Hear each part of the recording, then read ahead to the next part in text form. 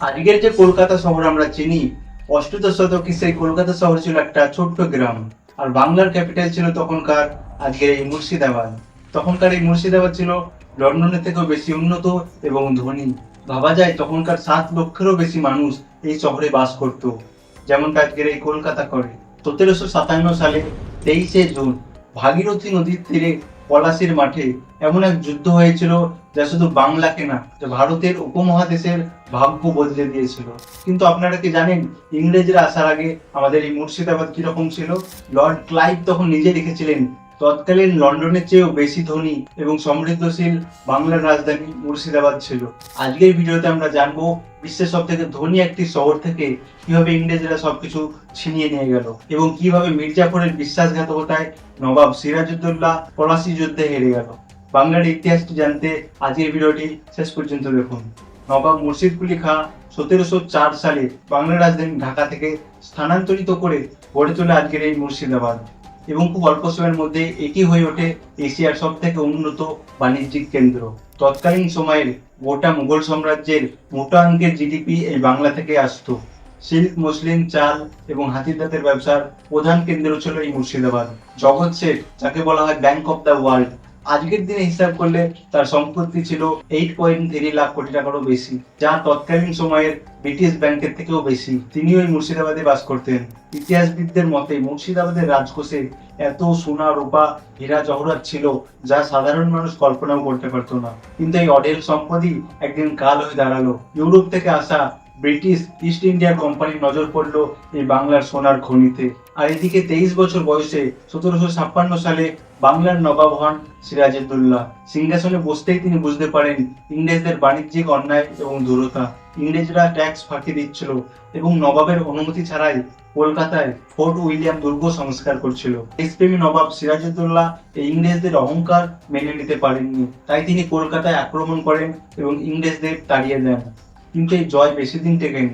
Lord Clive Madras থেকে বিশাল সৈন্য নিয়ে আবার ফিরে আসেন এবং কলকাতাকে নিয়ন্ত্রণে নেন। লর্ড ক্লাইভ জানতেন যে নবাবকে সামনাসামনি যুদ্ধে হারানো যাবে না, তাই তিনি ষড়যন্ত্রের পথ বেছে নেন এবং ইংরেজরা নবাবের লোভী মানুষদের টার্গেট করলো। নবাবের প্রধান সেনাপতি মির্জাফর, যিনি স্বপ্ন দেখেছিলেন নবাব হওয়ার, তো তিনি তাকে আগে টার্গেট করেন এবং তার কাছে টেনে নেন এবং সাথে যোগ দেয় নবাবের খালা ঘোষিতা বেগম এবং রায়দুল্লাভ এবং ব্যবসায়ী জগৎ শেঠ। পলাশীর আমবাগানে যুদ্ধ শুরু হওয়ার আগে পর্দার আড়ালে মির্জাফরের সাথে ইংরেজদের চুক্তি হয়ে গিয়েছিল যে নবাবকে সরিয়ে মির্জাফর নিজেই নবাব হবে। ইতিহাস একে বলে বাংলার ইতিহাসে সবচেয়ে বড় বিশ্বাসঘাতকতা। 23শে জুন সকাল পলাশীর প্রান্তরে মুখোমুখি হলেন নবাবের 50,000 সৈন্য এবং ইংরেজদের মাত্র 3,000 সৈন্য। আপাত দৃষ্টিতে নবাবের জিত নিশ্চিত ছিল এবং দুপুরের দিকে শুরু হলো ভারী বৃষ্টি। ইংরেজরা তাদের বারুদ এবং কামান তিরপল দিয়ে ঢেকে রেখেছিল, কিন্তু নবাবের বারুদ বৃষ্টিতে ভিজে নষ্ট হয়ে যায়। ঠিক এই সময়ে কামানের গোলায় বীর সেনাপতি মদন শহীদ হন। মীর মদনের মৃত্যুতে নবাব ভেঙে পড়েন এবং মির্জাফরের কাছে পরামর্শ চান। বিশ্বাসঘাতক মির্জাফর নবাবকে যুদ্ধ বন্ধ করার পরামর্শ দেন এবং বলেন আজকের মতো যুদ্ধ বন্ধ থাক, বাকিটা কাল দেখা যাবে। নবাবের আদেশ পেয়ে সৈন্যরা যখন যুদ্ধক্ষেত্র ছাড়ছিল, ঠিক তখনই মির্জাফরের সিগন্যালে লর্ড ক্লাইভের ব্রিটিশ বাহিনী পেছন থেকে আক্রমণ শুরু করে। মুহূর্তের মধ্যেই নবাবের সুশৃঙ্খল বাহিনী ছত্রভঙ্গ হয়ে যায় এবং যুদ্ধ না করে হেরে যায় বাংলা। এবং যুদ্ধের পর নবাব সিরাজউদ্দৌলাকে বন্দী করা হয় এবং নির্মমভাবে হত্যা করা হয় এবং মির্জাফরকে পুতুল নবাব বানিয়ে লর্ড ক্লাইভ মুর্শিদাবাদের রাজকোষে প্রবেশ করেন।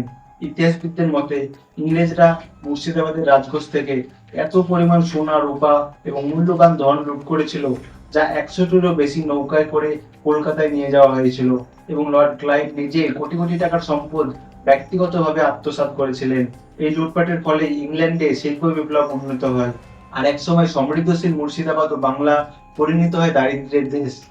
1770 সালে বাংলায় নেমে আসে ইতিহাসের ভয়াবহ দুর্ভিক্ষ, যেখানে বাংলার তৃতীয়াংশ মানুষ না খেতে পেয়ে মারা যায়।